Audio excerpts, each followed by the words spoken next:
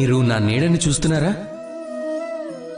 కాంతి కిరణాలు ఎప్పుడైతే చల్లగా, ఎప్పుడైతే దూరంగా ఉంటాయో అప్పుడు ఈ నీడ పెద్దగా అయినట్టు అనిపిస్తుంది. కానీ మెల్లమెల్లగా కాంతి కిరణాలు తలపైకి వస్తాయో అప్పుడు ఈ నీడ ఆకారం చిన్నదిగా అవుతున్నట్టుగా అనిపిస్తుంది. ఇక అంధకారంలో అయితే ఈ నీడ కనిపించకుండా పోతుంది. ఇక అదే విధంగా ఉంటుంది మన అహంకారం కూడా. సుఖ పరిస్థితుల్లో కీర్తి సాధించినప్పుడు ఇది పెరుగుతూ ఉంటుంది. కానీ ఎప్పుడైతే సమస్యనే వేడి తలపైకి వస్తుందో ఈ అహంకారం తగ్గిపోతుంది. ఇక సమస్యనే అంధకారం మనల్ని 4 దిక్కుల నుంచి చుట్టుముడుతుందో అప్పుడు ఈ అహంకారం నీడ మాదిరిగా మారి మసకబారుతుంది.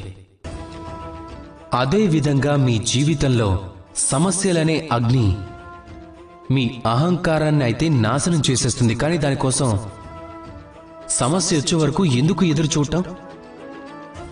ఈ ఆత్మగౌరవాన్ని పెరగనివ్వకండి, ఉత్పన్నం కానివ్వకండి. వివేకం అనే తోడుతో లాగి పట్టుకోండి దాన్ని. అప్పుడు చూడండి, నేను శ్రేష్ఠుడను. ఇది ఒప్పుకోవటంలో ఎలాంటి అభ్యంతరం ఉండదు.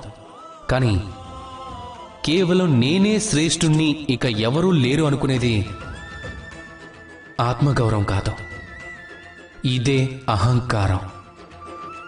ఇక ఈ అహంకారం మరేదో కాదు, కేవలం పతనానికి మొదటి మెట్టు. అందుకని మీరు మీ జీవితంలో పతనం వైపుకి కాదు, ప్రేమ వైపుకు వెళ్ళండి. అలానే సంతోషంగా ఉండండి. రాధాకృష్ణ.